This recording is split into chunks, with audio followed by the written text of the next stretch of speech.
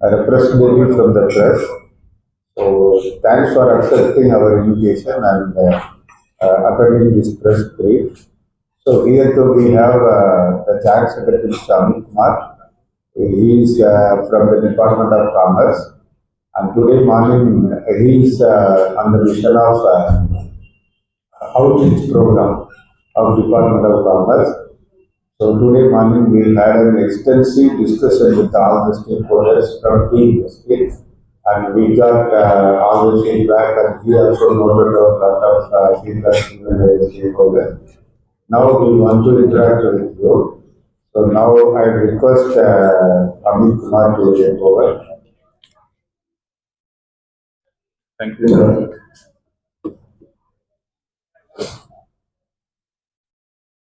और मैं आप सभी लोगों का धन्यवाद देना चाहूँगा।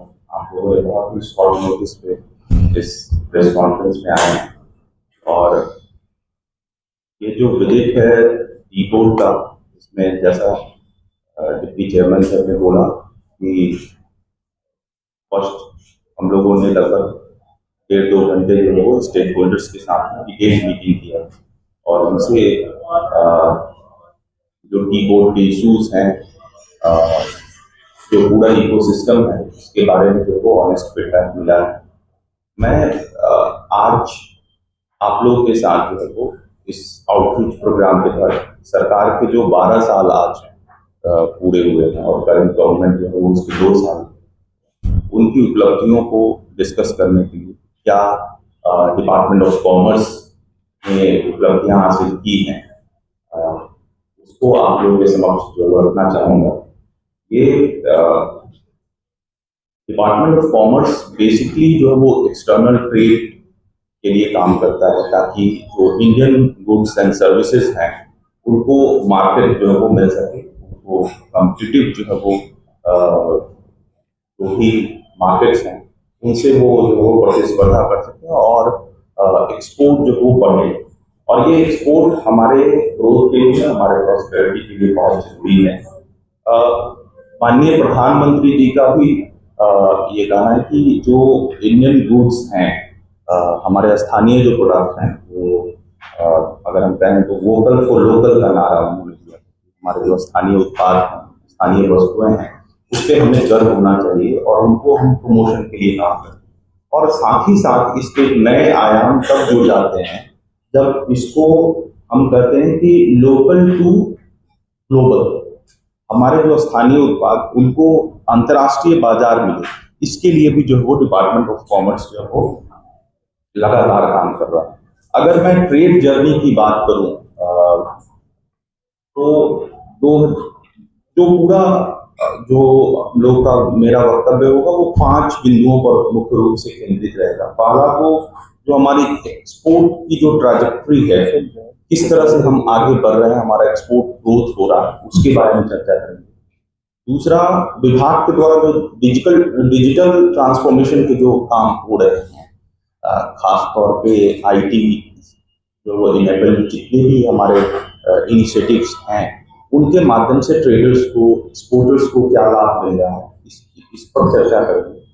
जो हमारे ट्रेड रिलेशंस बढ़े हैं हाल के दिनों में, चाहे वो प्रेफरेंशियल ट्रेड एग्रीमेंट्स के माध्यम से हो या फ्री ट्रेड एग्रीमेंट्स के माध्यम से हो, इससे कैसे हम अपने मार्केट एक्सेस को बढ़ाया है, इस पर चर्चा करेंगे। और चौथा जो बिंदु होगा वो ब्रांड इंडिया को प्रमोट करने के लिए कैसे काम किया जा रहा है विभाग के द्वारा, उस पर चर्चा होगी। और हम अपनी क्षमता को कैसे बढ़ाएं और कैसे हम अपने उत्पादों को प्रतिस्पर्धी बनाएं, इस पर जो वो 5वां बिंदु होगा बातचीत का। अगर एक्सपोर्ट प्रमोशन की बात करें, पिछले 12 सालों में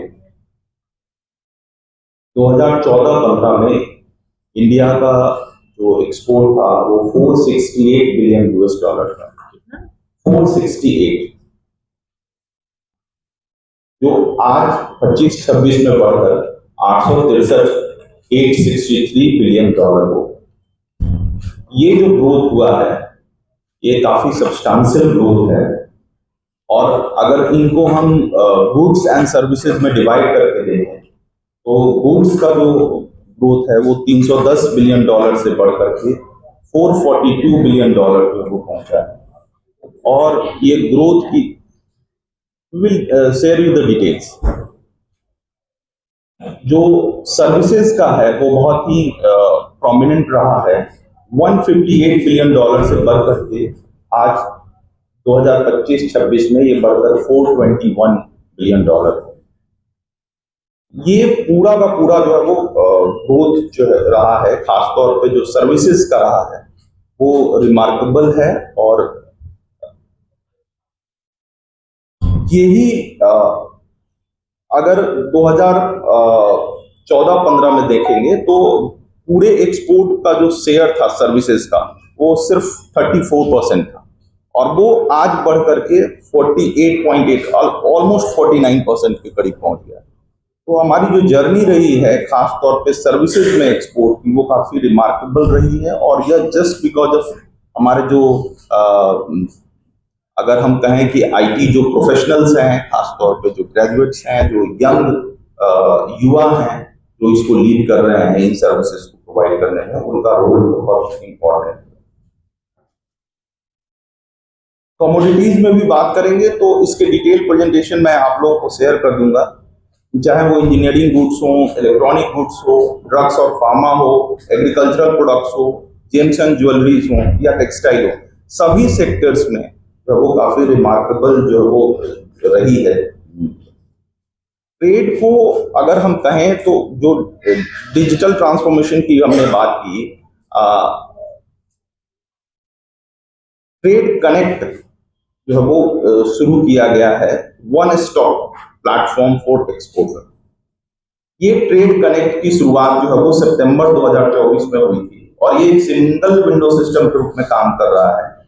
एक्सपोर्टर्स को नॉलेज मैनेजमेंट के लिए, उसमें सपोर्ट करने के लिए, इवेंट्स एंड कैपेसिटी बिल्डिंग के लिए, फैसिलिटेशन सपोर्ट के लिए, और अगर कोई रियल टाइम क्वेरीज भी हैं एक्सपोर्टर्स की तो उनको दूर करने के लिए ये ट्रेड कनेक्ट जो है वो काफी एसेंशियल जो है वो प्लेटफॉर्म रहा है।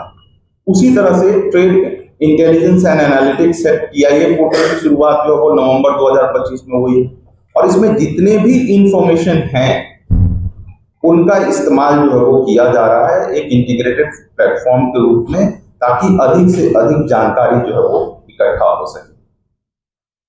हर एक जो मर्चेंटाइज हैं उनके इंपोर्ट मॉनिटरिंग पोर्टल MIMP जो है वो शुरू की गई है, और इसको जो है वो TIA पोर्टल के साथ इंटीग्रेट किया गया है, ताकि जो अगर ग्रैनुलर डेटा भी अगर चाहिए किसी भी एक्सपोर्ट का तो उसकी भी इंफॉर्मेशन जो है वो मिल जाएगी।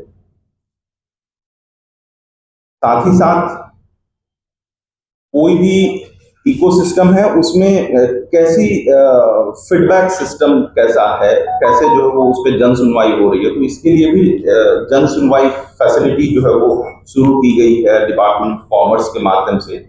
और ये सुविधा जो है वो DGFT के जो रीजनल अथॉरिटीज हैं उनके यहाँ जो है वो शुरू की गई है, ताकि कोई एक्सपोर्टर को भटकना ना पड़े, वो एक प्लेटफॉर्म से जुड़ करके जो भी कंसर्न अथॉरिटी हैं उनके साथ वो जो है वो वीडियो कॉन्फ्रेंसिंग के माध्यम से जुड़ सकते हैं और अपनी बातों को रख सकते हैं। तो मल्टीपल स्टेक होल्डर्स से जो है वो इंटरेक्शन एंड अदर चीजों के लिए ये बहुत इंपॉर्टेंट है, ताकि एक्सपोर्ट के लिए फैसिलिटेशन का जो है वो कार्य करे। तो हमारे ट्रेड रिलेशंस हैं, खास तौर पे जो मैंने बात किया फ्री ट्रेड एग्रीमेंट्स को लेकर के, तो आप देखेंगे पिछले 5 सालों में 8 बड़े FTA जो है वो हुए हैं। टू वेरी प्रिसाइज 22 फरवरी 2021 को इंडिया मॉरिशस के साथ जो है वो CEPA हुआ। 18 फरवरी 2022 को इंडिया EU के साथ, 2 अप्रैल 2022 को India Australia economic cooperation and trade agreement हुआ। 10 मार्च 2024 को इंडिया का EFTA जो यूरोपियन फ्री ट्रेड एसोसिएशन है उनके साथ जो है वो trade and economic partnership agreement किया गया। 6 मई 2025 को India UK free trade agreement sign हुए। 18 दिसंबर 2025 को India Oman comprehensive economic partnership agreement हुआ। 27 जनवरी, इस साल के 27 जनवरी को इंडिया यूएफडीए जो है वो साइन हुए हैं। ये इसको mother of all trade negotiations अगर हम बोले तो उसको उसके रूप में देखा जाता है, क्योंकि हमारे जो गुड्स एंड सर्विसेज हैं उनकी पहुंच जो है वो यूरोप के सभी देशों तक जो है वो सुलभता से पहुंचे। ये एक बहुत बड़ा जो है वो मार्केट एक्सेस मिला है हमारे सर्विसेज एंड गुड्स को। और 27 अप्रैल को इंडिया और न्यूजीलैंड के साथ फ्री ट्रेड एग्रीमेंट। इन 5 सालों में आप देखेंगे 8 बड़े फ्री ट्रेड एग्रीमेंट, और ये ब्लॉक्स हैं। अगर मैं बात करूं तो एफ्टा में 4 कंट्रीज हैं, ईयू में जो है वो लगभग 27 कंट्रीज जो है वो है। तो इस तरह से जो है वो आपको मल्टीपल जो है वो कंट्रीज के साथ जो है वो फ्री ट्रेड एग्रीमेंट्स हुए हैं, और इसके प्रभाव जो है वो अब देखने को मिलेंगे कि हमारे उत्पाद बहुत ही सुलभता से इन यूरोपीय या अन्य देशों में जो वो पहुंचेंगे। ब्रांड इंडिया की अगर मैं बात करूं तो इसको मजबूत करने के लिए, मेक इन इंडिया प्रोडक्ट्स को जो है वो बढ़ावा देने के लिए एक्सपोर्ट प्रमोशन मिशन शुरू किए गए हैं, और इसका बजटरी आउटले जो है वो 25,060 करोड़ का है, जो 25-26 से लेकर के 2030-31 तक चलेगा। इसमें 2 चीजें हैं, एक है निर्यात प्रोत्साहन और दूसरा है निर्यात दिशा।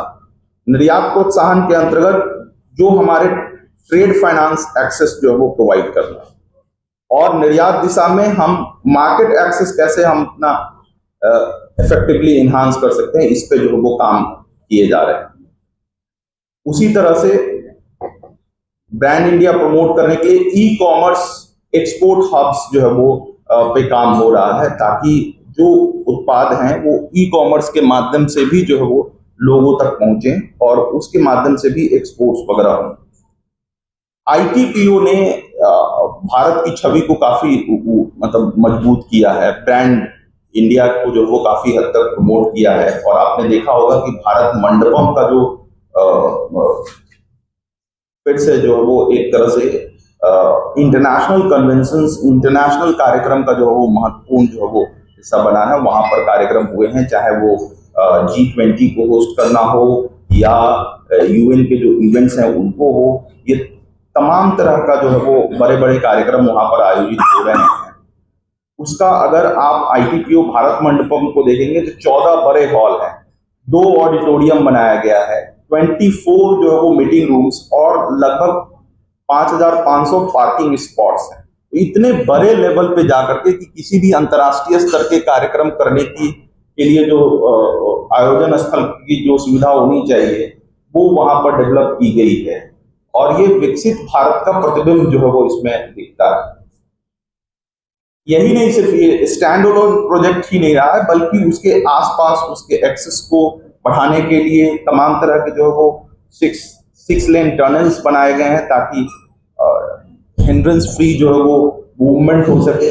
और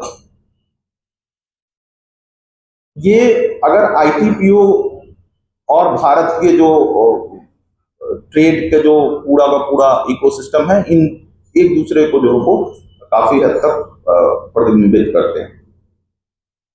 जो कैपेबिलिटीज बढ़ाने की बात है तो इसमें जितने भी स्टेक होल्डर्स हैं, जो विकसित भारत 2047 की जो उद्देश्य है कि हम 2047 तक भारत को एक विकसित राष्ट्र के रूप में देखना चाहते हैं, इसके लिए लगातार डिपार्टमेंट ऑफ कॉमर्स जो वो काम कर रहा है। और इसमें लाइन मिनिस्ट्रीज का साथ ही साथ हमारे जो 37 एक्सपोर्ट प्रमोशन काउंसिल्स हैं उनके साथ 8 जो वो कम्युनिटी बोर्ड्स हैं उनके साथ मिलकर के जो वो काम कर रहे हैं। की बोर्ड उनमें से एक है। जो हमारे स्टेट गवर्नमेंट और डिस्ट्रिक्ट और एमएसएमईज हैं, खासतौर पे लोकल फॉर ग्लोबल वाला, हम स्थानीय उत्पाद को कैसे हम बढ़ावा दे सकें, इसके लिए जो है वो काम किया जा रहा है। जितने हमारे ट्रेड प्रमोशन ऑर्गेनाइजेशंस हैं, चाहे वो आईटीपीओ हो, फीओ हो, सीआईआई हो, टीपीसीआई हो, फिक्की हो, एसोचैम हो, नेशकॉम हो, इन सब लोगों के साथ मिल करके कैसे भारत के जो इमेज है, भारत की जो पहचान है, उसको और ज्यादा सशक्त बनाया जा सके, इसकी दिशा में जो हमको काम किया जा रहा है।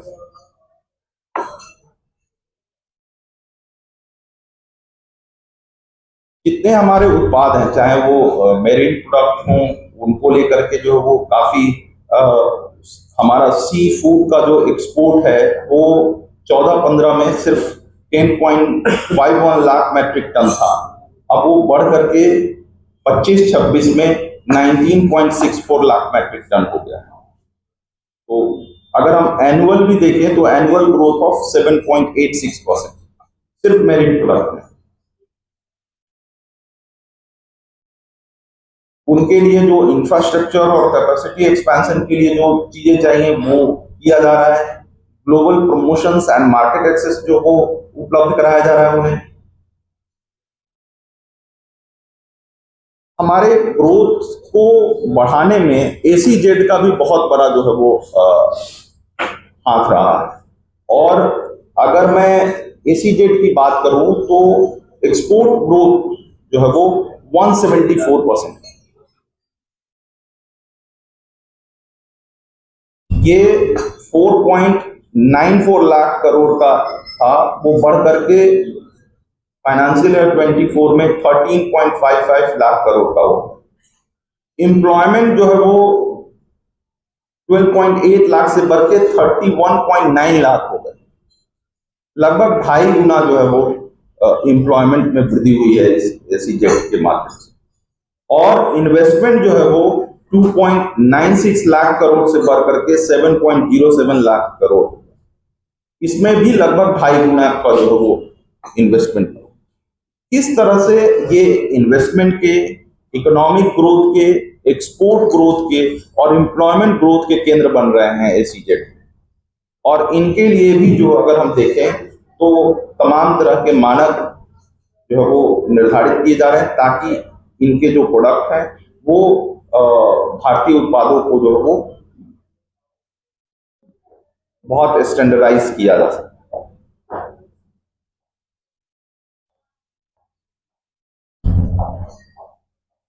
एक और इनिशिएटिव के बारे में मैं आप लोगों से चर्चा करना चाहूंगा, वो है government e market place, GeM के बारे में।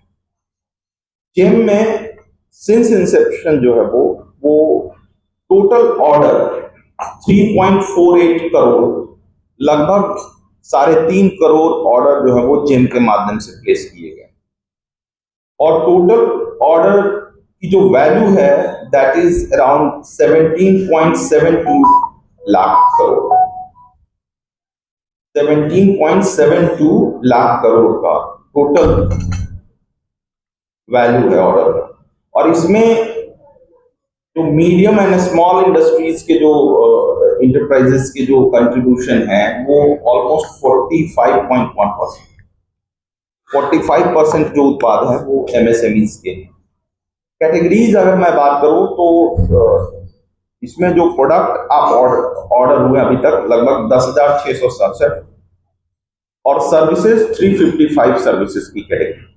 This is the overall ecosystem of GeM, जिसने एक ट्रांसपेरेंट मार्केट जो है वो प्रोवाइड कराया है फॉर डोमेस्टिक जितने भी परचेजेस एंड अदर चीजें। और इससे समय की बचत हुई है, प्रतिस्पर्धी हुआ है मार्केट, और सबसे बड़ी बात की बहुत ही ट्रांसपेरेंसी प्रोक्योरमेंट्स वगैरह में आई है।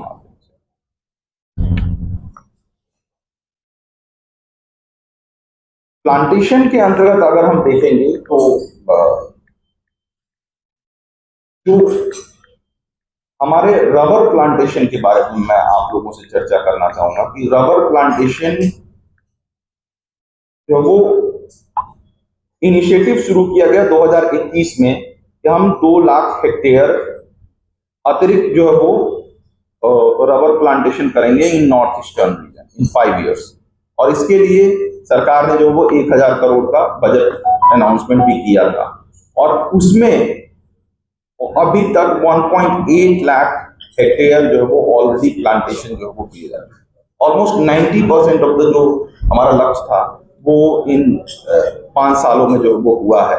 और इसके कारण से नया हब जो है वो नॉर्थ ईस्ट रीजन जो है वो बनते जा रहा है रबर प्लांटेशन का। रबर रिफॉर्म्स जो हुए हैं वो डिक्रिमिनलाइजेशन हुए हैं, चाहे वो टी बोर्ड, रबर बोर्ड और स्पाइस बोर्ड के माध्यम से। जन विश्वास जो एक्ट 2023 का है, उसके अंतर्गत जितने भी प्यूनिटिव मेजर्स थे वो जो है वो हटाए गए हैं। प्लांट प्रोटेक्शन कोड जो है वो लॉन्च किया गया था टी में 2014 में, और ई ऑक्शन को जो है वो इंट्रोड्यूस किया गया 2016 में। तो ये सारे रिफॉर्म्स हैं जो प्लांटेशन सेक्टर में जो वो लिए गए हैं। अगर मैं टी की बात करूं तो 14-15 में अभी जो पूरा हमारा एक्सपोर्ट का है वो $1 बिलियन का एक्सपोर्ट हम लोग टी का करते हैं, $1 बिलियन। और इसमें जितना हम लोग उत्पादित करते हैं, जितना प्रोडक्शन टी का होता है, उसका 81% जो वो डोमेस्टिकली हम लोग यूज कर लेते हैं। एक्सपोर्ट के लिए being a T producing country, हम लोग कंज्यूमिंग कंट्री भी बहुत बड़े कंज्यूमर जो है वो है, और 81% ऑफ आवर प्रोडक्शन जो है वो हम लोग अपना कंज्यूम करते हैं। और 97% जो है वो प्रोडक्शन हमारे जो मेजर स्टेट हैं वो आसाम, वेस्ट बंगाल, तमिलनाडु और केरला से आते हैं। और टी प्रोडक्शन अगर मैं बात करूं तो 2014-15 में 1197 मिलियन केजी से बढ़ करके अभी 1382 मिलियन केजी जो है वो हो चुका है 2025-26। ये सब्सटेंशियल ग्रोथ जो हुए हैं, लगभग 3.4% CAGR के दर पे जो है वो लगातार पिछले 12 सालों में ये बढ़ोतरी हुई। कॉफी में अगेन 24-25 में 1.8 बिलियन का एक्सपोर्ट हुआ था, वो बढ़ करके 2.1 बिलियन का हो गया। लगभग ईयर ऑन ईयर बेसिस पे देखें तो पिछले 1 सालों में 15.3% का ग्रोथ हुआ है एक्सपोर्ट का। And we are the 7th largest coffee growing country.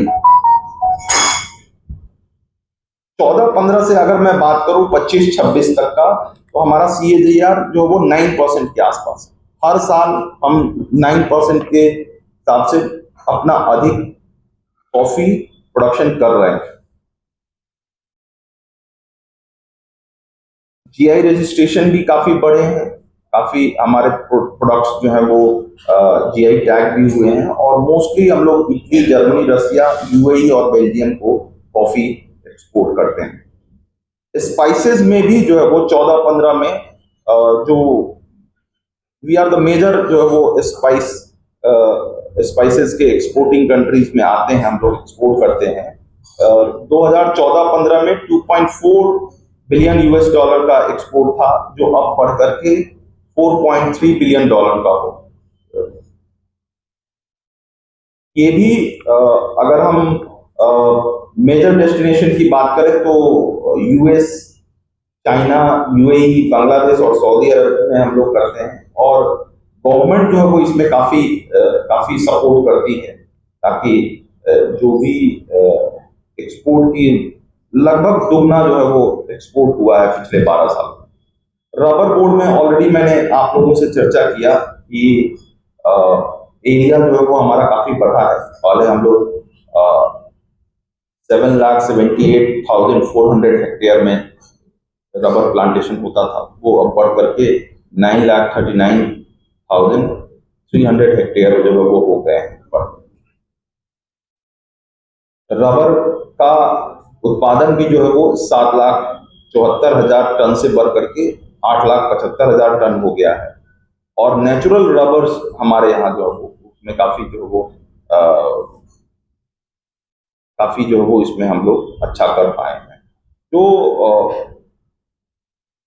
हम लोग के कॉमर्स एंड इंडस्ट्री के माननीय मंत्री जी हैं, उन्होंने ये विभाग को लक्ष्य दिया था कि करंट फाइनेंशियल ईयर में हमें 24-25 जो पिछला फाइनेंशियल ईयर था उसमें हमें $800 बिलियन के एक्सपोर्ट को जो है वो क्रॉस करना है, और आगे आने वाले दिनों में हम $1 ट्रिलियन का एक्सपोर्ट करें, और 2030 तक $2 ट्रिलियन के एक्सपोर्ट करने के लिए अपने आप को हम लोग सक्षम करें। इस दिशा में डिपार्टमेंट ऑफ कॉमर्स काम कर रहा है, और 24-25 की जो उन्होंने यार्डस्टिक सेट की थी, उसको डिपार्टमेंट ने बहुत ही समेकित प्रयास से सब लोगों के सहयोग से क्रॉस किया, और 800 ना करके 824.9 बिलियन यूएस डॉलर का एक्सपोर्ट जो है वो करने। अब वो दिन दूर नहीं है जब हम इंडिया का जो एक्सपोर्ट का होगा वो $1 ट्रिलियन जो है वो क्रॉस करेगा, और आगे आने वाले दिनों में उसका जो वो और भी बढ़ाने पर जो प्रयास किया जाएगा। आप सभी लोग इस प्रेस वक्तव्य में आए, बहुत बहुत धन्यवाद। आज सुबह हम लोगों ने विभिन्न स्टेक होल्डर्स के साथ एक डिटेल मीटिंग की थी, जिसमें चाहे जो रिप्रेजेंटेटिव थे वो बंगाल और आसाम से भी आए हुए थे, और उनके जो कंसर्न थे, जो इश्यूज थे और जो अचीवमेंट्स थे, उन्होंने साझा किया है। उम्मीद है कि जो इनिशिएटिव सरकार के द्वारा ली जा रही है, खासतौर पे जो चाहे श्रमिकों के शिक्षा, स्वास्थ्य और बेहतर क्वालिटी ऑफ लाइफ के लिए जो इनिशिएटिव शुरू किए गए, उसका लाभ जो लोगों को मिलेगा। बहुत बहुत धन्यवाद।